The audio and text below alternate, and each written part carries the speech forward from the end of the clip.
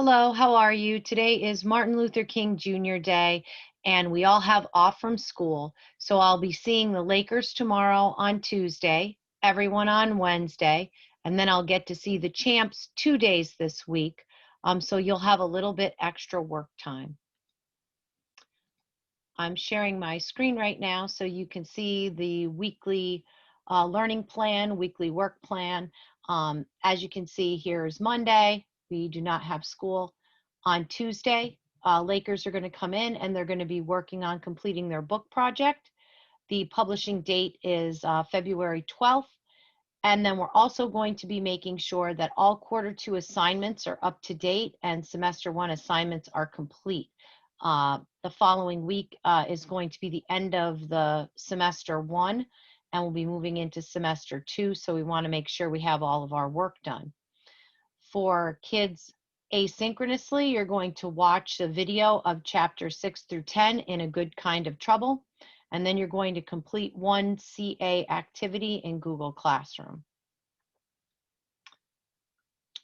Here it is. It's called Analyze That Quote. It's a 20% graded activity, a completion activity.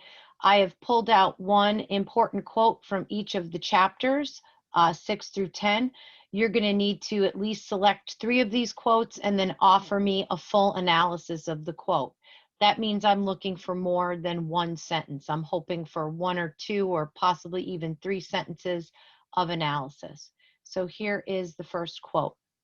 I didn't really know what to expect when I signed up for shop.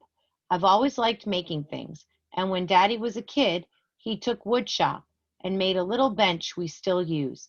I figured it would be fun, but I sure didn't think it would be almost all boys. So we're going to be thinking about this one in terms of sexism. Why in the world would there just be mostly boys in the elective called shop? We want to think about that and think about people's attitudes about building and who in our society gets to do that and who doesn't. Number 2, well, for too long, people have been fed a diet about Black folks, about folks with brown skin, making them think we're scary. And that's how the police have been trained to act. It's going to take a long time to change people's minds. This one I think you can tackle in terms of talking about racism. In what ways are the things that Shayla's mom is explaining to her in the car about the trial and people's thoughts and perceptions of Black people making a racist theme happening in that part of the book? Here we go. Shayla is talking to her sister Hannah about her activism. Hannah taps the black armband she's wearing and smirks at me. Hannah and all her friends wear black armbands to show their support for Black people who've died when dealing with the police. You'll find that quote on page 45. I'd like you to analyze it, thinking about Hannah and her activism and her thoughts and ideas and supporting Black people and how she can go about doing that.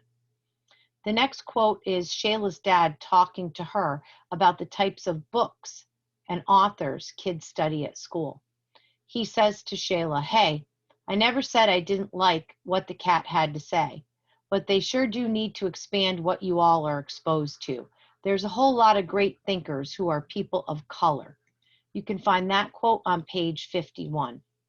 This one, I believe, also goes back to the theme of racism. Oh, let me fix that.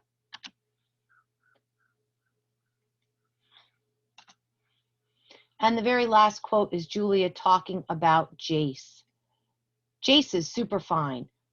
Then she says, he'll probably end up with someone gorgeous. And then she glances over at Isabella. Talk about this one about in terms of sexism. Why would Julia think that Jace would just want to be with Isabella because she's so pretty now? She doesn't have her braces. She's gotten her eyebrows plucked. And how does that make Shayla feel? And in terms of sexism, why it feels a little bit sexist for people to be judging people just based on the way that they look for women. That's pretty sexist. All right, so here we are back And I can't wait to see you all tomorrow. Have a good day off for Martin Luther King Jr. And I'll have several articles for you to read in class that you can take on your own to help you learn a little bit more about Martin Luther King Jr. See you tomorrow.